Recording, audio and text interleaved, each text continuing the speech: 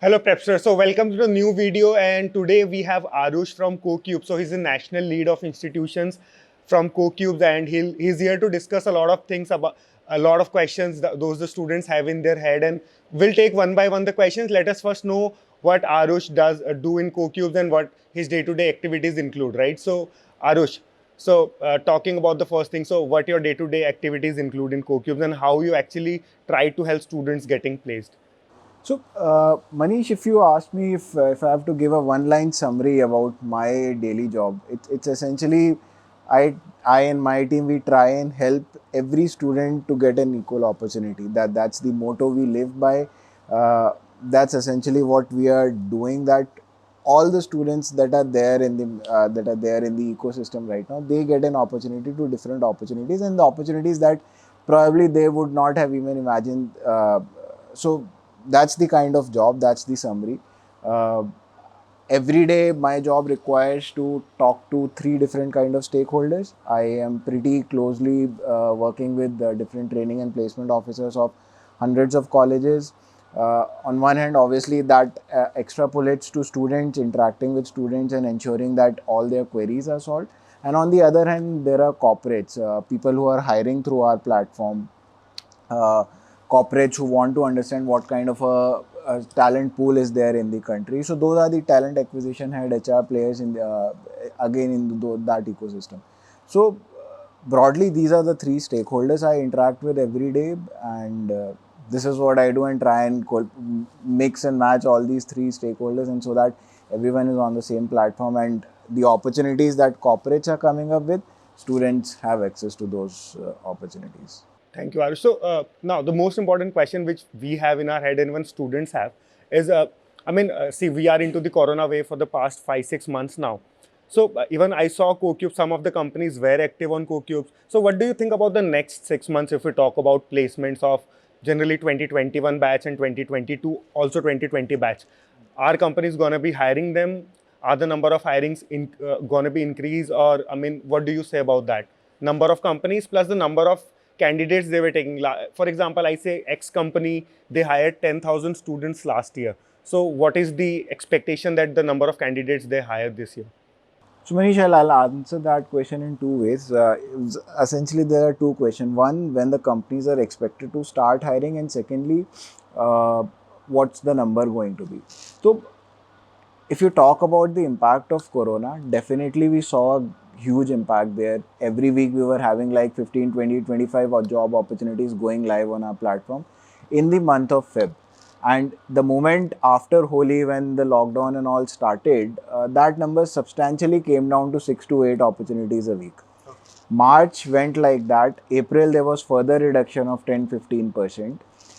May remain the same. But what we observed from June, things started picking up. And the July numbers are now similar to March. I won't say we are still at the Feb level. Uh, we are almost like 70% there to the hiring opportunities that are coming on our platform, companies that have started hiring, if I compare to the start of the year. So that's been the impact on the first part of your question. What's happening on the hiring side? How many companies are hiring? So definitely there was a pause in quarter two of the year. What we have observed now that hiring has started slowly picking up. This hiring season will run delayed by a couple of months, 2 to 3 months. So normally, our hiring season picks up around July every year. This year, I expect peak to come around October, September, October, and next couple of months will be crucial. But yeah, definitely this pause has we've passed this phase and companies have started hiring. So that's the first part, and I think that's the good news to students. And I guess you guys should start preparing now. Companies have started hiring. Coming to numbers, that's not so good news, I would say. And whenever someone asks this question, I always tell them it's a mixed bag news for you. That obviously companies have started hiring on the on the one side, uh, but definitely the numbers are going to be subdued this year. Okay. So that means the percentile score, or if let's say 1 lakh people applied and last year they hired 10K. So this year they'll hire 3, 4K, 5K. So not 5K, so what my expectations would be around 7.5K. So around 20-30% odd reduction we expect this year in the numbers. So, and as you rightly said, this definitely means the competition is going to go up. So basically, you should have a better score, right? If I would say CoCubes, let's say I gave CoCubes last year and my score was, I say, 85 percentile. So I think I should retake the test and try to get 90, 95 so that my chances increases. Absolutely, and that's a very valid point. As I said, the number of students applying to a job remains the same as last year. So if 100,000 students were applying to a particular company and 10,000 were getting recruited, that 100,000 number will remain the same, but the 10,000 will probably go down to 7,000. So your chances of getting recruited substantially goes down, which means you need to have a higher score whenever you are writing a placement supported examination. Not just that, what students need to ensure is that their score, overall score is obviously one metric. Their sectional scores will also have to be substantial. Likewise, if I say you have visual reasoning or if you have psychometry test. Exactly. So I'll give you one example, and it's a pretty recent example. There's this particular student who has a very high score in CoCubes test, 600 plus. But if I come to sectional scores, there's one particular section, the score is around 35 or 40%. Okay. Because of which that student's job suitability substantially going down, despite having a good score. So one, obviously you need a higher score, but secondly, your score should also have, there should be an equated distribution across different sections as well. I mean, there should be a minimum cutoff at least. Minimum cutoff. So you can't have ki if I can have a 10% score in domain and 90% in coding and I'll expect to get shortlisted in all the companies. No, definitely not. Your chances will get reduced. So what students need to come up with is if they feel their score is low on the lower side, they can definitely write the exam again. So Arush, now the most common question that we get from a lot of students is, I belong to a tier 3 city, let's say a very small city. So how do I get equal opportunities? Because someone from Delhi or Bangalore, a lot of companies keep on hiring, they keep on doing pool campuses here and there, and they get to apply for it or at least appear for it. But someone who's from a very small city, I would say from a city called Guntur in Andhra Pradesh, and if he's supposed to get a core job or a job, even a job, right? So how do CoCubes, so as you talked about equal opportunities for everyone, so how do you treat the tier 3 students and how do you reach out to them and how do they reach out to get a job from your side? Very valid question, Manish. If you are the motto, the vision which we started the company or the founder started the company a decade and a half back was that every student across the country should have an access to opportunities. It's not just people in Delhi, Bombay or in metro cities will get, or in good colleges will get access, but there's a substantial talent pool which is available in tier 2, tier 3, tier 4 cities. Okay. And we've seen this over the years. I'll give you one example. Adobe does diversity hiring through our platform, and that's at a package of close to 40 lakhs. Okay. And every year we see at least 4-5 such case studies wherein a tier 4 or a student coming from a rural background or a tier 3 college gets a job. I mean, we've had case studies wherein the father was a rickshaw puller and, okay, and the girl child got an opportunity in Adobe. She's working there. So the way we approach is, and when we go and talk to corporates, it's always that it's not like this, these are the colleges, those are signed up with us. Our pitch, our proposal to corporates is always that you look at the talent pool.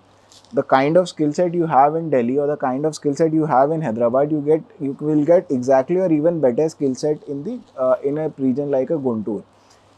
Why do you want to hire only through Delhi? Try a pool for students who are there located in Bhilai. So that's how we talk to corporates, that pedagogy, obviously it plays a role, but ultimately when they are going to hire, that's not the only criteria. They should definitely look at the skill set.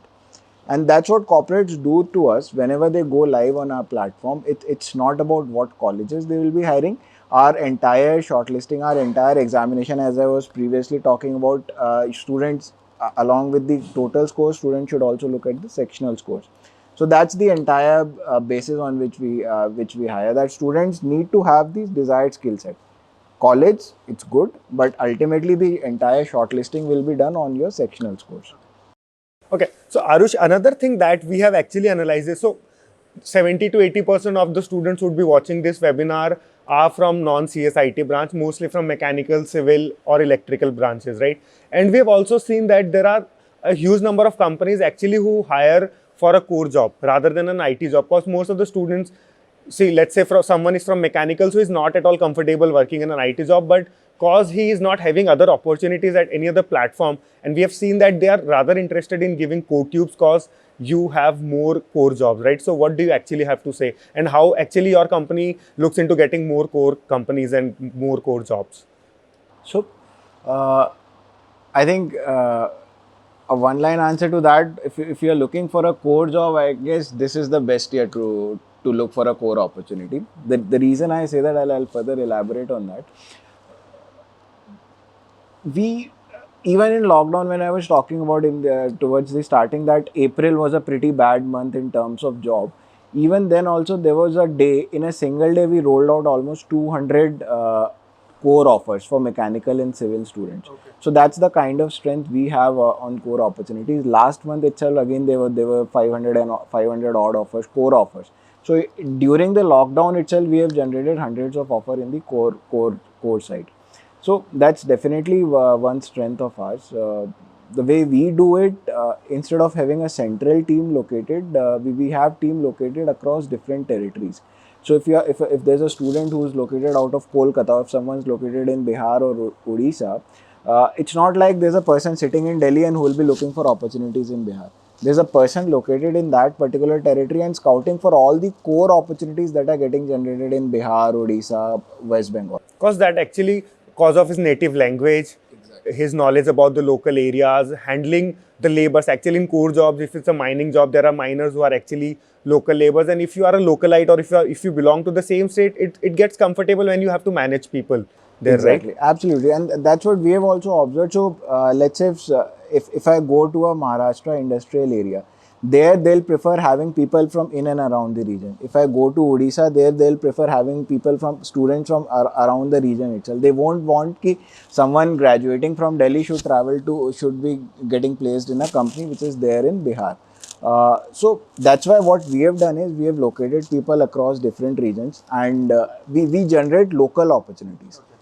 Obviously we have pan-India opportunities as well, but when it comes to core, when it comes to manufacturing opportunities, what our intent is to come up with local opportunities so that a student can get looking for a core job can get placed near their native itself. So that makes it pretty clear how you have more jobs for mechanical and civil guys, right?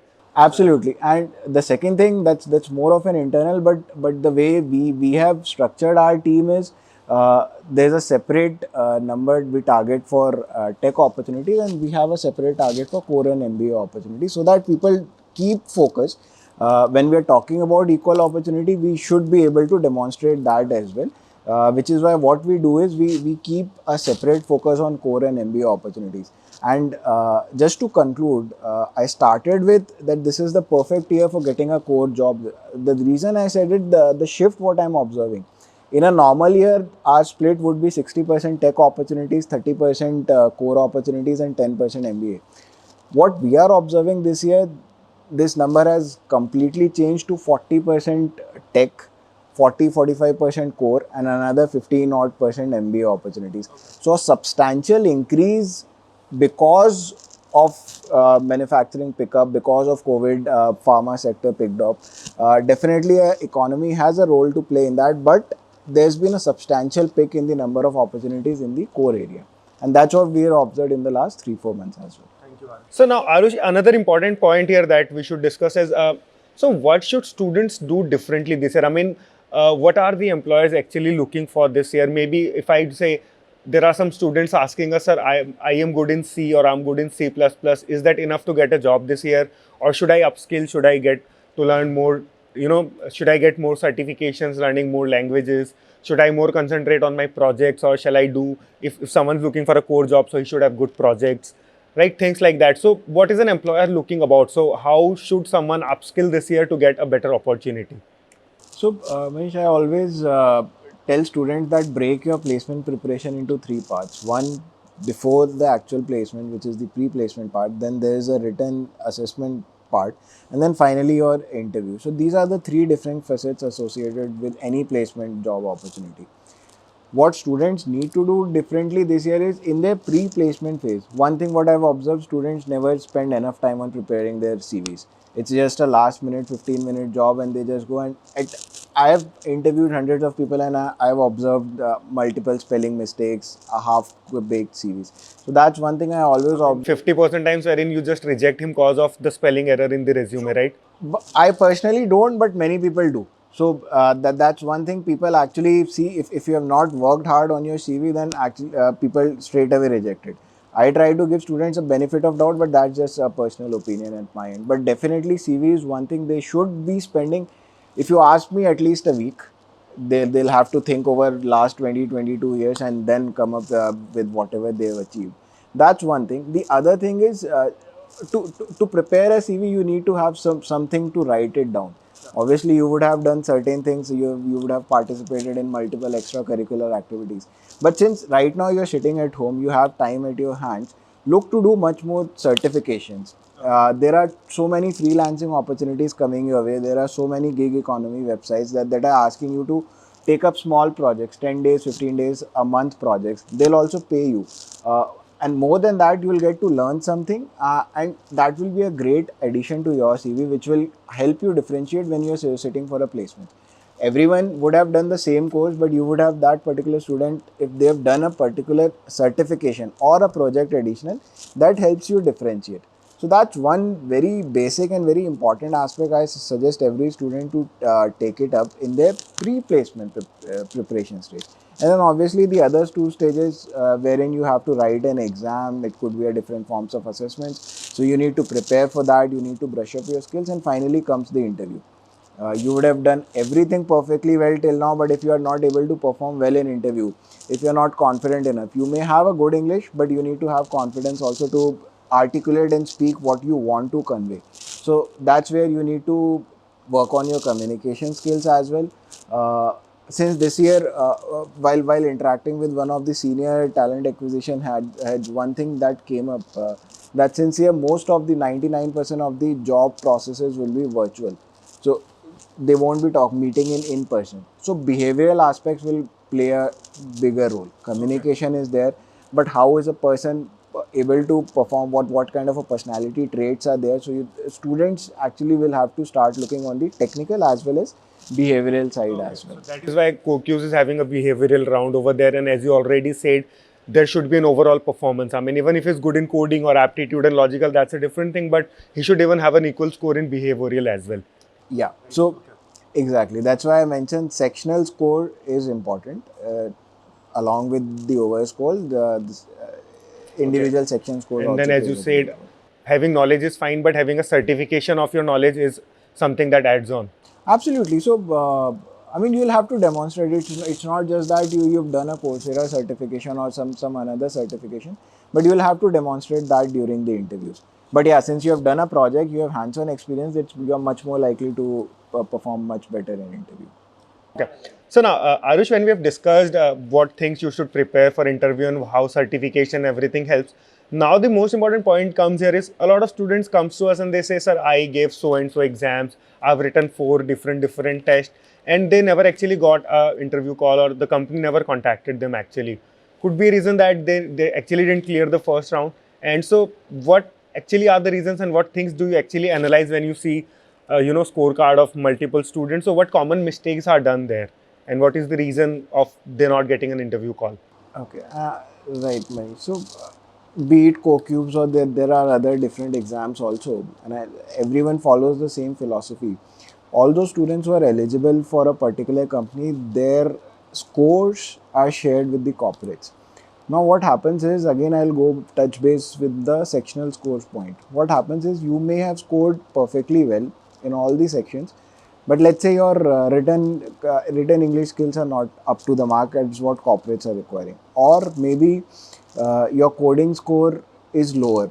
If it's an IT product company, they'll always expect your coding score to be on the higher side. So while from our end we have shared the scores, but then every corporate has their own understanding that we want at least this level of skill set in the students. which is why what happens is, despite there are multiple opportunities coming on our platform, despite having a good score, but a poor score in one section leads to the fact that you are not able to get access to as many opportunities as you can get. So that's one of the major reasons because of which the number of opportunities gets reduced. The other thing what we have observed is that either in case of retake or a new student signing up on our platform, uh, they write the exam without much preparation. So, I mean, you want to say they have just signed up, they have paid, and they have written the exam in the next 3 days.